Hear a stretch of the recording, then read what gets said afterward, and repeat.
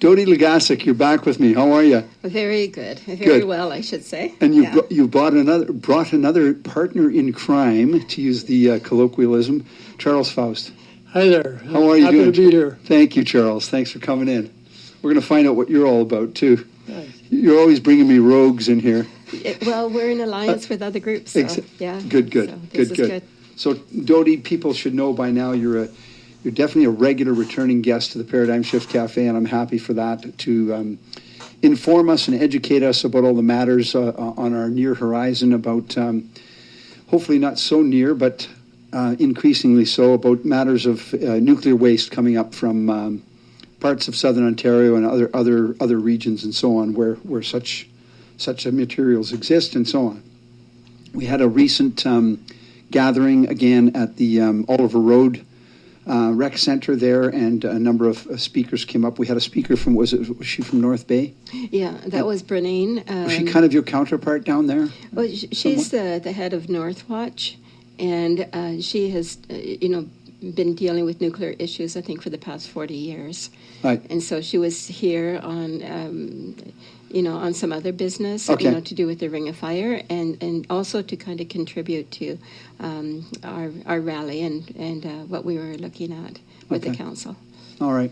So, you're here for another update. There are many matters. I know that mostly you're trying to, obviously you're trying to block this waste coming up. In your own way, but that's oversimplifying it, and you're trying to do it mostly with areas of showing us how the transportation of it, whether it be by transport truck on the highways, or on rails, and how and why those things are not advantageous, in fact, quite risky.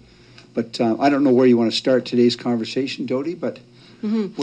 I mean, I could address, update people about transportation, because there's a preliminary transportation report that I could highlight, and then pass it over to Charles, and he could, given this update, then he could address the proximity principle.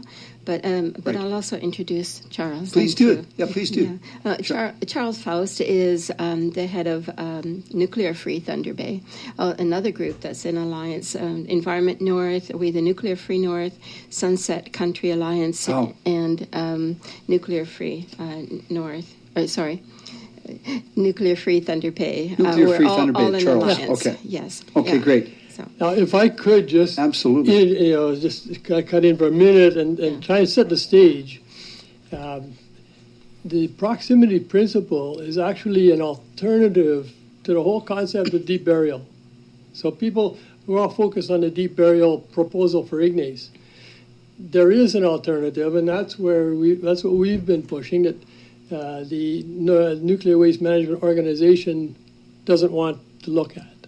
So the proximity principle or the DGR, the proximity principle doesn't involve any of the transportation of the materials. So that's just a background for what Dodie's going to say. Mm-hmm. Well, right. And again, Dodie, if you can just, you go ahead and just start by defining proximity principle, because you and I have certainly talked about it on the show. I understand what it's about now. Fairly simple thing, but it's worth fleshing out as a definition. Charles will probably get into it deeper, but it's simply put, the proximity principle requests or asks that the nuclear waste, in this case, be kept at the point of generation. And I'd like to link it to transportation, because that's my issue. But this is embedded in European, strategies for waste. Presently, they're adopting mostly the proximity principle. Yeah. I mean, there's been a group that just came back from Finland. The group was made up of NWMO people and Ignace and Dryden.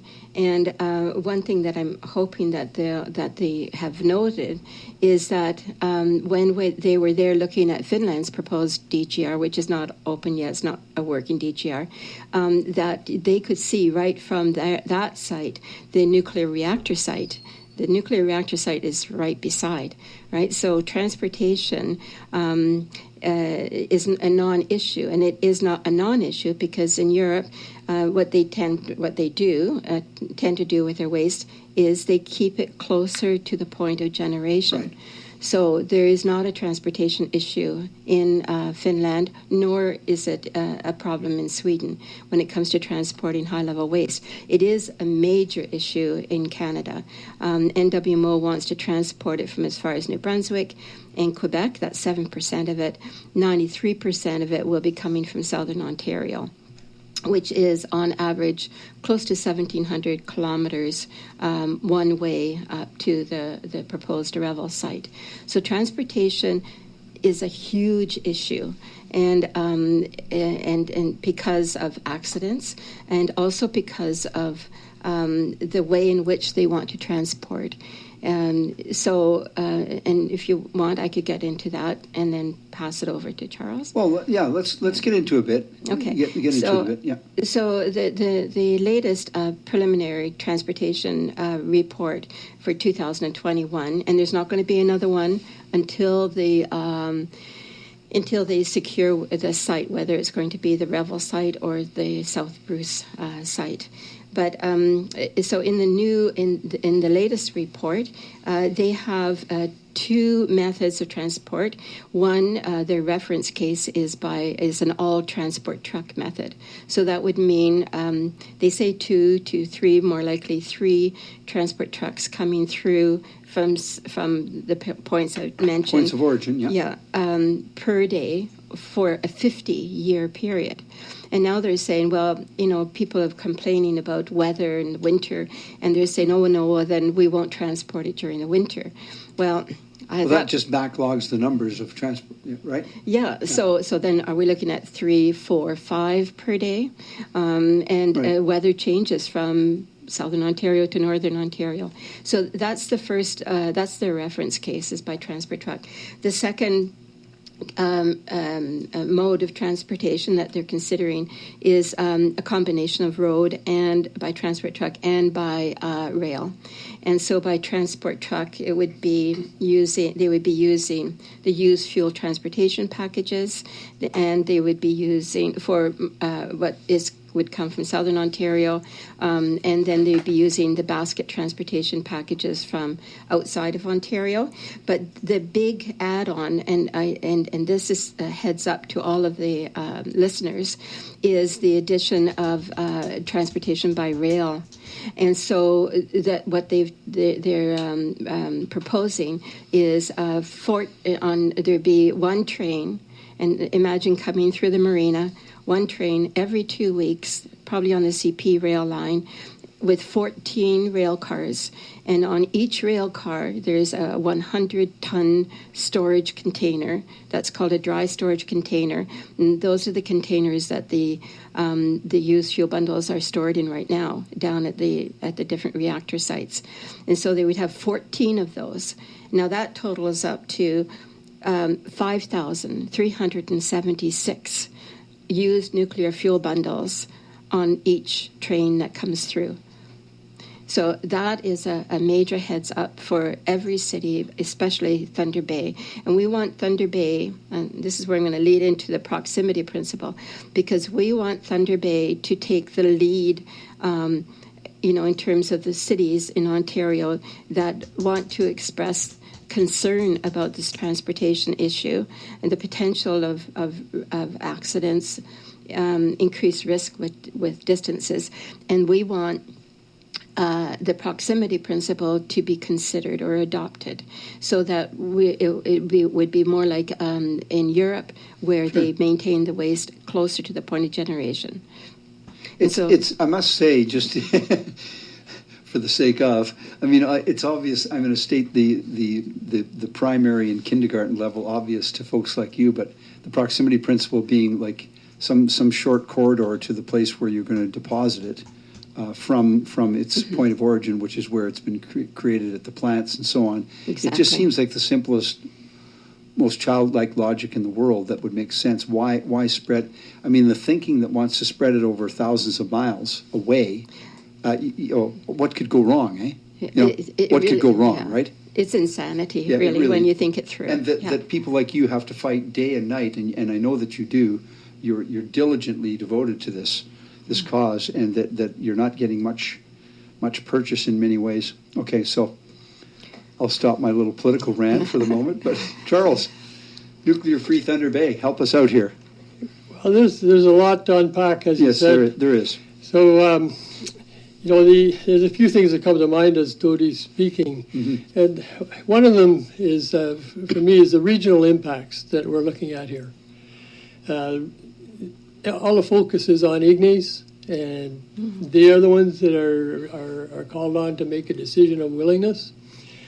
But let's face it, the impacts are going to be The whole regional and beyond. Yes. Whether it, transportation for the big one front runner, but all the other angles to it, Thunder Bay should have a voice, should have a say in whether or not this goes ahead. And so far there hasn't been much that I've seen. So we've been trying to get the word out on what's actually happening and what some of the potential risks are, because the NWMO, the Nuclear Waste Management Organization, is not talking about the downside of this. They're focused on one thing only, and that's to get a yes from Ignace. A demonstration Dog, of bone, dog, bone, bone, dog. Exactly. And so and the NWMO is not a government organization. This is not a government process. This is not founded in legislation or regulation anywhere. This is strictly a public relations exercise to get a community. Convince. Imagine the big mining company coming to town and say, I want to build a mine here, I'll build all this stuff for you. That's what they're doing. All of the government regs, impact assessments, etc., would come later. But once the declaration of willingness is made, then this organization is ready to steamroll all the other. I mean, an impact assessment. How can we consider assessment. making the decisions of impacts of something of this nature with any kind of sense of reality? It doesn't exist. It's impossible because it's never been done. So this DGR, while it's under construction in Finland, it hasn't been approved for operation.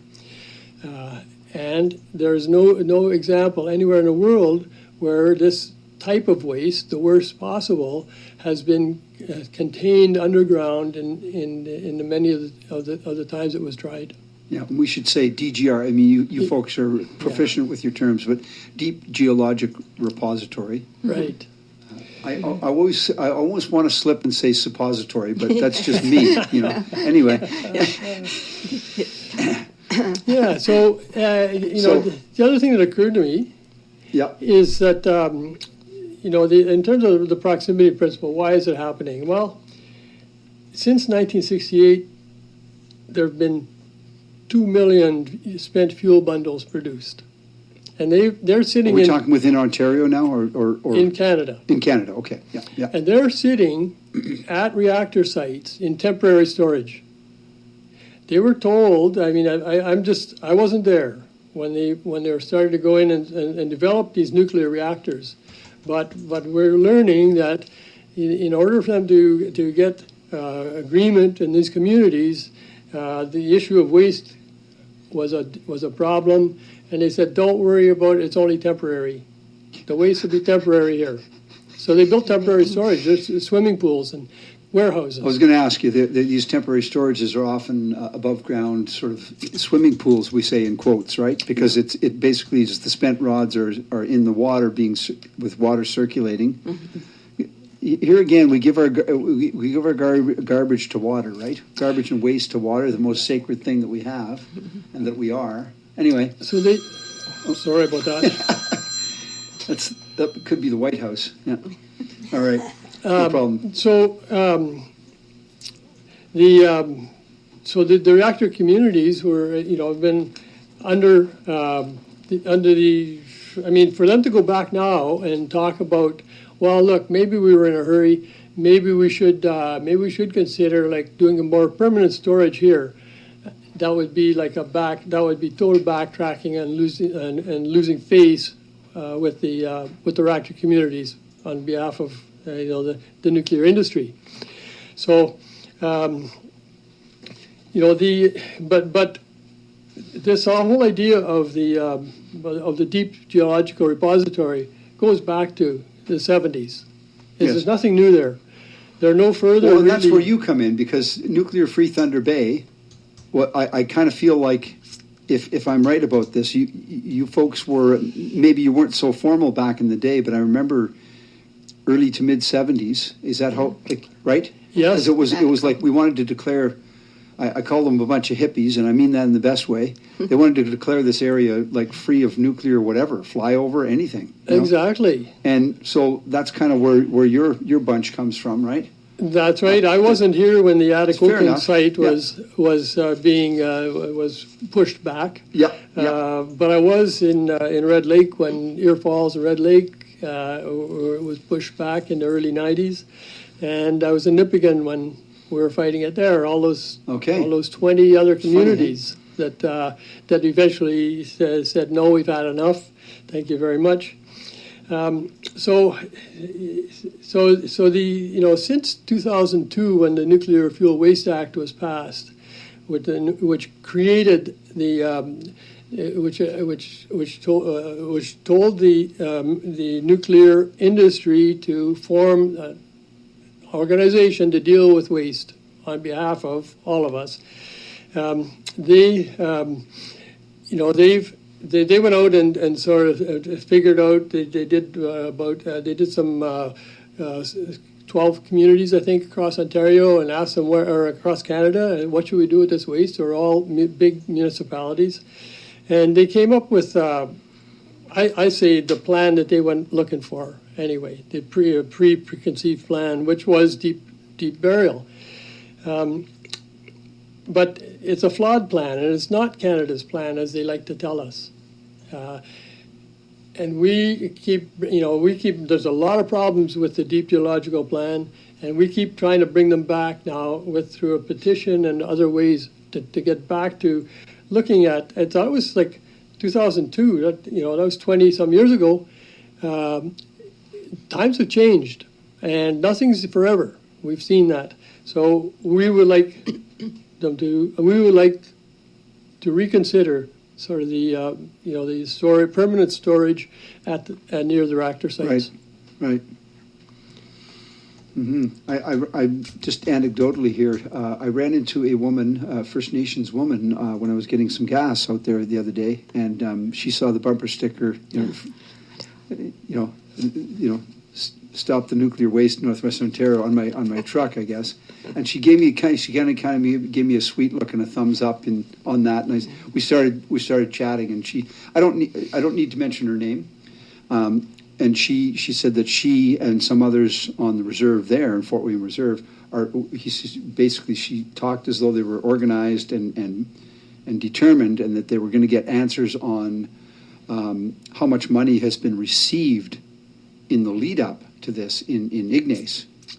Because I can't remember what term you used for the romance on that one, but it's like the candles and the wine and the dinner and whatever. I'm being facetious, and I'm sure, and I'll say this too. I'm sure they're good, well-intentioned people in Ignace on whatever level that is going through that process. But it would be curious to know how much money they've already received in that community, and not only how much money, but where has that money gone to? Mm-hmm. Mm-hmm. Has it paved your streets in Ignace, or has it done something actual? Anyway, too, I would also comment that the money factor. It's like I've always facetiously said, welcome to nuclear energy. How do you like your $15 piece of toast in the morning? Yeah. So, because I mean, you said there are problems with deep geologic repository. Charles, and one would imagine that the main problem is, aside from the environmental leakage that almost inevitably could and probably would happen. That aside, what about the cost of drilling these massive holes into the earth that go really deep? It's got to be staggering. Yeah. So, Yeah, it's Dodie. $28 billion staggering. And I just wanted to point out when Charles said, there were 2 million fuel bundles, that the projected figure for the DGR is 7.2 million fuel bundles, and that's 120,000 tons. And if you want to compare that to Finland, Finland is only going to consider putting in 6,500. So compare 6,500, it's minimal compared to NWMO's plan for 120,000. And I was just wondering if I could address this issue of willingness. Of course. As it relates to the proximity principle, because the proximity principle, as it's applied in Finland, then has the potential or the proposed the DGR that they've been building right beside a nuclear reactor site. So the people in the community. So first of all, the site selection process is really quite interesting in Europe, because in Finland they would only allow a host community to exist by a nuclear reactor site. And that's, right. We have no nuclear anything up here. And so it's radically different. And because what happens is if you have a host community that's already into nuclear reactor employment already, then... Nuclear reactor employment. Now you're scaring me, Dodie. Well, because that is what's happening already there. Absolutely. And they're already into nuclear tourism, and that's why they provide the tours. Nuclear tourism? Yeah, that's the big thing up here with NWMO. They want to, they don't talk about eco-friendly anything. Eco-tourism now. They talk about nuclear tourism. So. Can I ask what that is? Little boy has his hand up in the back of the classroom. Yeah. So it means that they, just as 40 people times how many, close to $100,000 or more dollars was put into this trip. This one trip, there's been at least 3 trips, and there's another one planned. So all of those people are spending a lot of money to go, not the people, but NWMO, to go to Finland. So NWMO pays Finland, at Ankala for the tours. They pay for accommodations, the whole thing, right? So that's what we call nuclear tourism, because people are drawn in. So it's not what I think. It's not come and see a shiny green hole in the ground. Well, with your binoculars, no. But they have done that. That is the purpose of the trip, is to go to see the right. But what are they learning for all this expense? Are they learning about are they adopting this proximity principle? Or? Well, you would hope so. Yeah, you would hope maybe. so. But from Ignace, the only people that were chosen to go already had to be in support of the project. Oh, right? My God. All right. So what's happening then is, hopefully they will go over there. They have gone over there. Hopefully someone will come back and say, look, there's a reactor site right next door, so transportation is not an issue.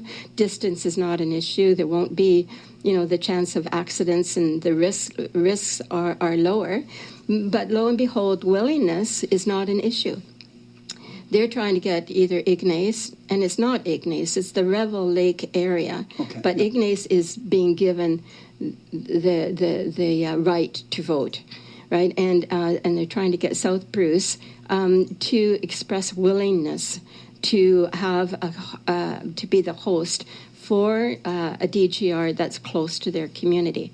But in Finland and in Sweden, where the only places where they have these 2 proposed DGRs, there is no issue of willingness.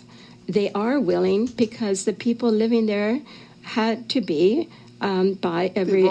They live in a reactor site, right? Yeah. So what we need to do here is one of these students that's listening today, hopefully, needs to investigate the role of financial incentives as potential forms of coercing consent from communities who are consulted by NWMO.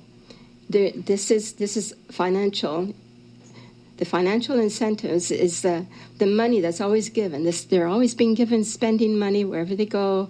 8 million plus has gone into Ignace, and now this year they're going to keep pouring the money out. We'll pick up on the dollar Yeah. sign there just Okay. a little bit, and it's not just an elephant in the room. As I come up to this announcement, it's kind of a herd of elephants. But anyway, we'll be right back here on the Paradigm Shift Cafe in conversation with Dodie LeGassick and Charles Faust, educating us and any listeners on the matters around storing nuclear waste in Northwestern Ontario and otherwise. Wise and otherwise, indeed. CILU is supported in part by the students of Lakehead University, our listeners, and our sponsors. At this time, we would like to thank the following sponsors for their continuous support. Magnus Theatre, bringing a revolutionary season of live theatre to Northwestern Ontario. Get your tickets by visiting magnustheatre.com. The Walleye, the definitive source for information on music, food, art, and entertainment in Thunder Bay. This month's issue is on stands for free now. Find it around town or online and interactive at thewalleye.ca. The Outpost, Lakehead University's pub, full-service restaurant, and live music venue. Find them on Facebook to stay up to date on all the happenings during the school year.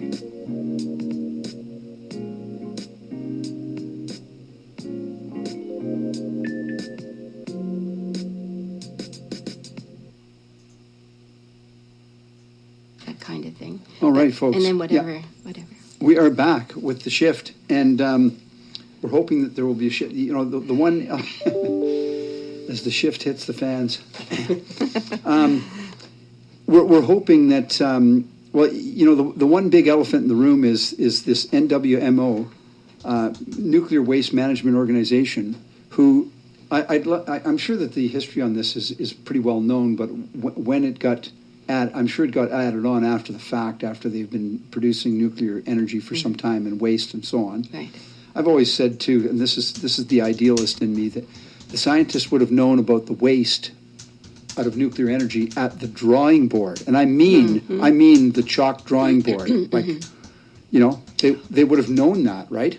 Absolutely. So, but that's as far as I'll go with science for now. And so the Nuclear Waste Management Organization is this add-on, ad hoc thing where obviously they have a lot of power and expertise, and they're determined to do things their way instead of tapering back on nuclear energy and so on. But here we are, and we've got all these issues to deal with, and we've got a couple of warriors in the studio that are trying to keep us on track in a good way. So we're talking about, you left off, Dodie LeGassick, on the matter of willingness in these Finnish communities and so on. They've worked things out. They've got a proximity principle in place, but we're still doing baby steps, and yet we're not doing baby steps when it comes to actually producing nuclear energy. That's right. Of course, the irony, if I may just go one step further, is here, as you've pointed out to me, Dodie, is the irony is here in Northwestern Ontario, we don't produce nuclear energy, and yet we're expected to take the waste, and we have all the energy in the world up here. And I've always said, out of all the energy forms that are relatively benign, I'm kind of a fan of hydroelectric power. That's right. Yeah.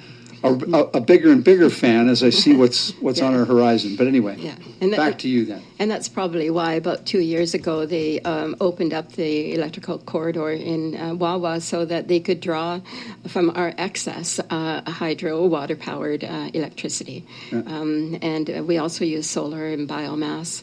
You know, and everyone needs to know that for all of the years that this waste has been accumulating, 50-some years, we have never benefited from it because, and even today, it is not true that when you turn on your, that you should feel responsible for taking the last 50 years of waste, because that last 50 years plus has been produced in 90% of it in Southern Ontario for the people of Southern Ontario. And my comment is very NIMBY, but it appalls me that that the nuclear industry is based primarily in Southern Ontario around all of the reactors, and the Northern Ontario services them. Northeastern Ontario was used for extraction, for example, at Elliott Lake, for the uranium, and now they're looking at Northwestern Ontario as the dump for the waste. Right? No, it makes it makes no nice sense at all. No. Yeah. No. It's I wonder, do they just the lights and all the things of a nuclear plant? I wonder if they ironically buy that from Ontario Hydro. Well, it is hydro, right? Isn't the nuclear waste industry kind of part of the hydro umbrella, or somehow? Or it was Ontario Hydro when they were built. Okay, yeah. And now it's become Ontario Hydro was separated into pieces, and Ontario Power Generation is now the owner of 90% of Canada's waste, and the major owner of the Nuclear Waste Management Organization. They're the major funder. They fund Ontario Power Generation. OPG funds 93% of this project. New Brunswick Power and Quebec, like Gentilly 1 and 2, they fund 7%. So the federal government mandated in 2002 that the nuclear industry, the power producers, create an organization to deal with once and for all the high-level waste. They mandated an organization to be created, mandated. Yeah, that's what it did. No, fair enough. Yeah, I'm not making that up. No, you can't. Well, you can't really make this stuff up, right? So as I said earlier, they're not a government organization. They're a private entity that's, they call them, I guess they refer to themselves as a private not-for-profit, but they are at the beck and call of, they are owned by and guided by the power producers. And that is actually like a conflict of interest, as I see it. You're so diplomatic. It's actually a conflict. Do you think? We've been trying, we've been trying to focus on the waste, but other things come up. Yeah. We try and stay out of the whole question around the industry, the future of the nuclear industry in general. But we have our ideas there. Mm-hmm. But in terms of like the waste itself, and we've been working on the side to try and with other groups to try and get the federal government to create a public entity that would be responsible for the strategy around nuclear waste management. There is none. There is none. Like there is the Canadian Nuclear Safety Commission, who kind of rough out sort of the path that and check the boxes that NWO comes back to. But NWMO was given sort of the carte blanche to deal with the high level nuclear waste under the Nuclear Fuel Waste Act.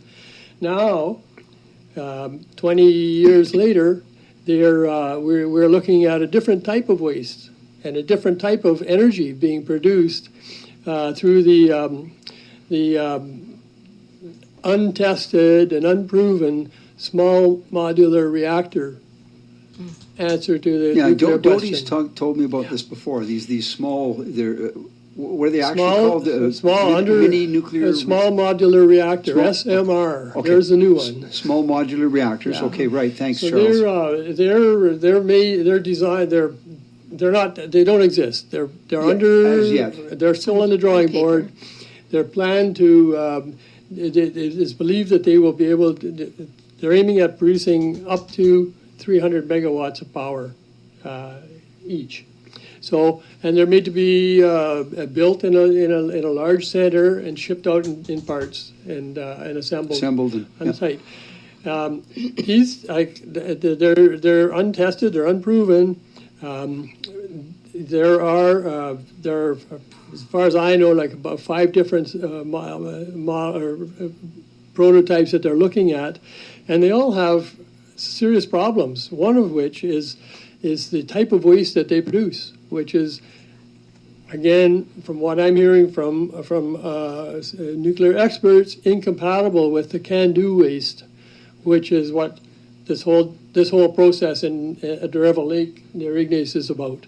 So The the proposal can-do waste, meaning ours. are, yes, It was what's been presently. produced up until now. Okay, till now. Everything that's been produced in Canada is from the, So now from the that- can-do reactors. With these small nuclear reactors, you've got like now they're almost they're spreading around the generation of it now too. Yeah. So that it's almost like if we adopt the proximity principle and they get those in place, then we're all sunk, because Well- you're going to have the proximity principle on all these little microsites, right?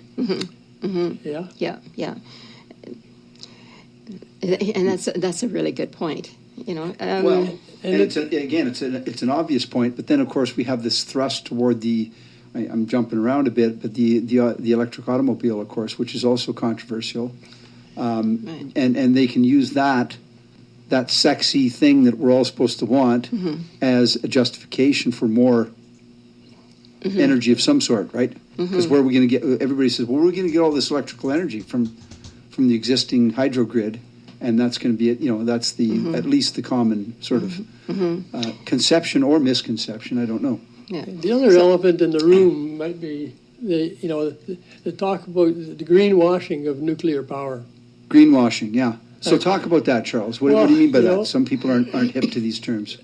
So the nuclear industry tries to demonstrate itself and show itself as being green energy and Green and clean. with no carbon footprint. Right. But in fact, if you consider, from the mining of the uranium to the smelting, refining, to the transportation.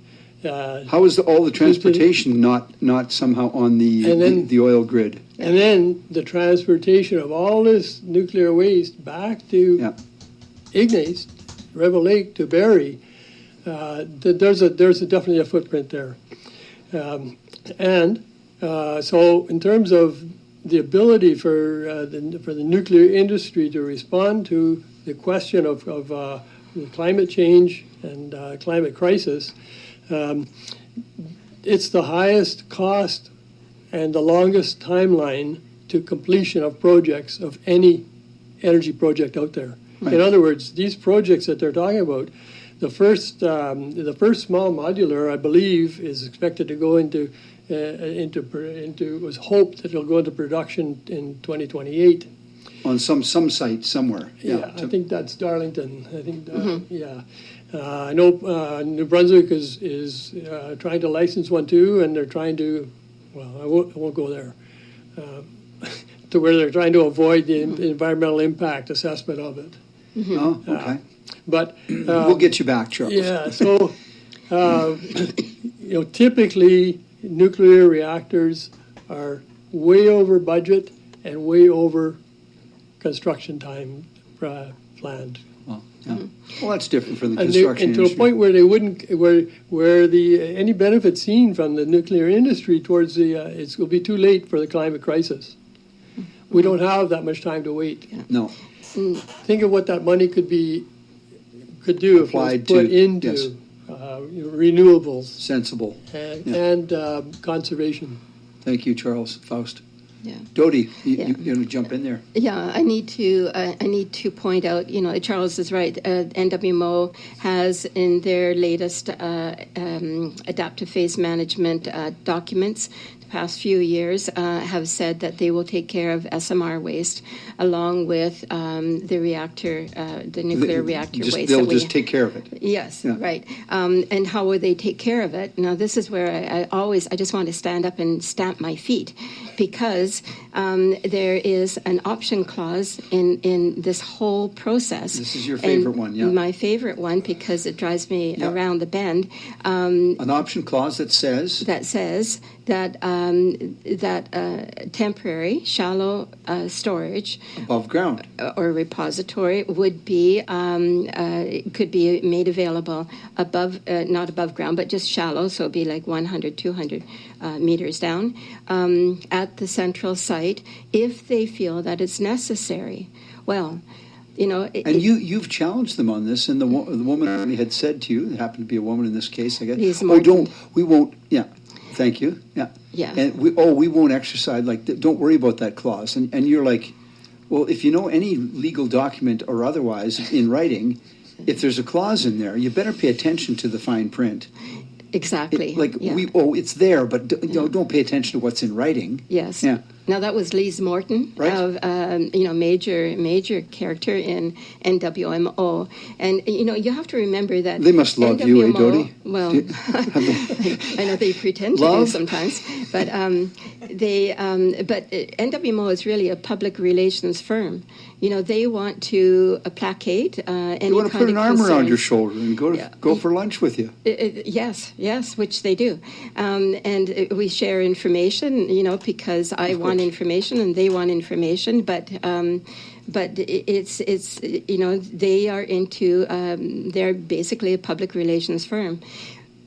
But the option clause, if you challenge them, they keep saying that it will not be used, but it is in their plans, and so they could then. And what the term that's given to the storage that's provided now at the reactor sites is interim temporary storage. Yeah, And that's exactly the same thing. They've said it right from the beginning, right? probably. So a DGR may never happen, for a whole variety of reasons, from environmental assessment issues. Well, time and money Right. are the two biggies, right? But in the meantime, they have scheduled in, as of 2005, they have scheduled in the building of these shallow repositories, 20, 30 years before a DGR would be working. So I keep telling people, watch out. This may very well be their plan, is to get all of the storage up here in interim shallow repositories. Shallow repositories. At a central site. I can just hear my grandchildren's voices. Gee, Grampy, the sun is coming up early this morning. Oh, no, kids. That's one of those sunshine communities. Yeah. Anyway, sorry. It's I got to make myself laugh once in a while. Yeah.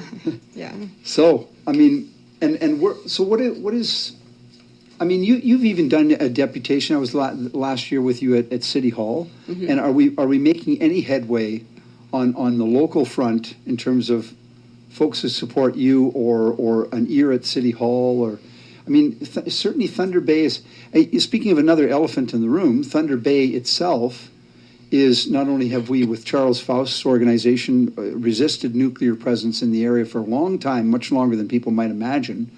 But we are a big hub city in the north through which this will go, whether it's the expressway on the Trans-Canada or the rails, and heaven forbid they put them on ships. That's a third uglier option. But I mean, it's probably looking like more and more likely. But you'd think there would be more people locally getting this on their radar. I don't know. Definitely. Yes, but I would think so. Not but so, but we haven't but seen so it. Anyway, back to my concern. At City Hall, are we getting? Are they looking at this in an official way?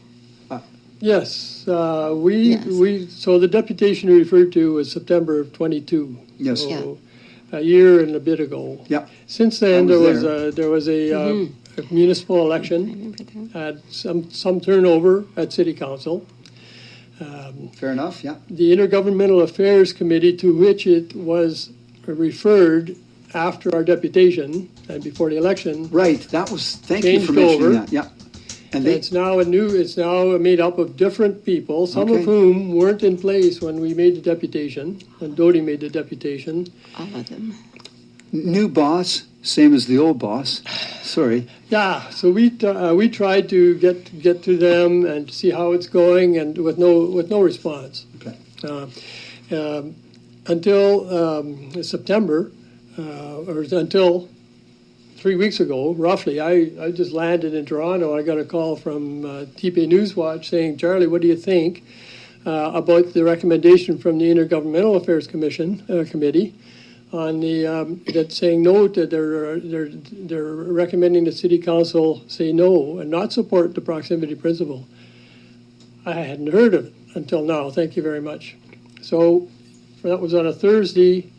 The council meeting was Monday, and we lobbied, and in those 3-4 days, we lobbied all of the councillors, and the result was that we got it referred. We got the City Council referred it back to the Intergovernmental Affairs Committee with instructions to consult with We the Nuclear Free North, Nuclear Free Thunder Bay, and Environment North before and come back with another recommendation. So there was a lot of very interesting discussions went on in those 3-4 days. So what I know that it's going to be very difficult to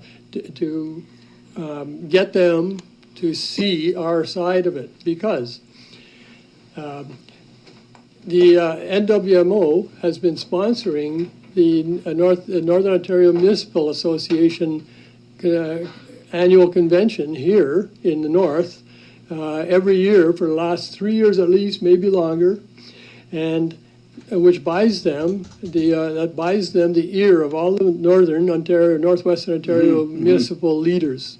So it's not surprising that in talking to these municipal leaders, what we heard was, well, no, I'm not worried at all about the transportation issues. They've told us everything will be fine. Or the other one is, the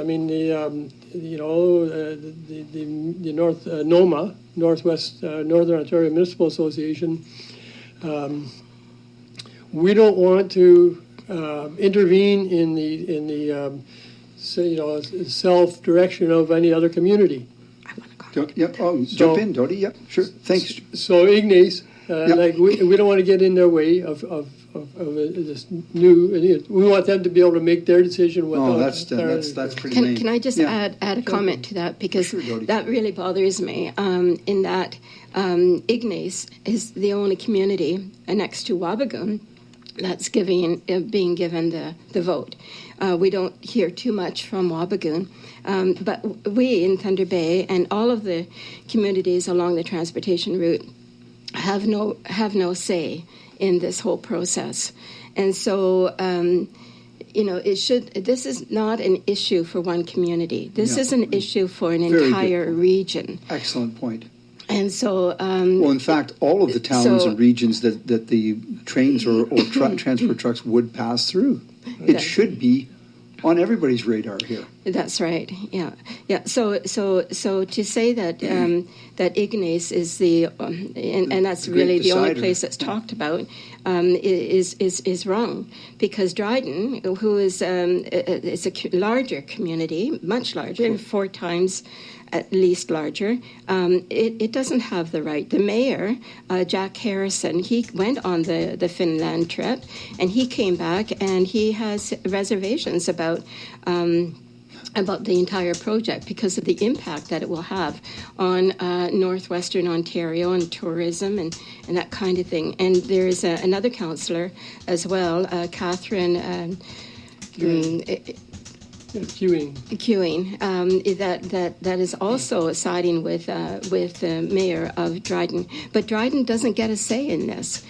Diamond, which is a small community right near Revel Lake, they don't get a say in it.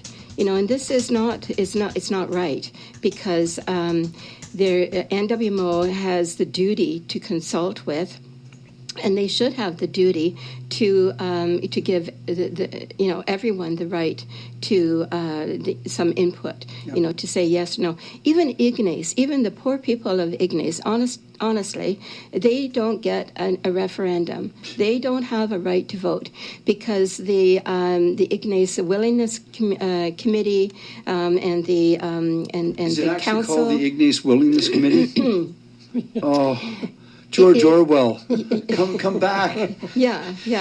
Anyway, along with NWMO, and NWMO's contribution into their community wellness, they're paying hundreds of thousands of dollars to a consulting firm that's going to go door to door over three different months, 3-month period, and they're going to ask people about their willingness. And so the person that's behind that door is not going to, as far as we know right now, they don't have the right to go into a little booth like we do in elections, and say yes or no. They have to confront somebody that, and what kind of pressure are they going to be put on? In a narrow slice of time, knocking on your door, and it's no doubt going to be persuasive in nature. Right. So these are the precautions we've taken. The containers are safe, and blah blah blah. Right? But, so the way in which they're approaching this whole willingness issue is wrong. Yeah. Are the sessions that are held in Ignace, the willingness committee stuff, and the consultation fees, and the are those recorded? Are they recorded for public? Are they on the internet? So far, not. So far, we don't have access to that. The municipal council meetings are available for people to watch, right? They've just started doing that. They started again. Yeah. But getting back to the private entity, the NWMO, yes. Because they're not public, there's no, they're not subject to the Freedom of Information Act.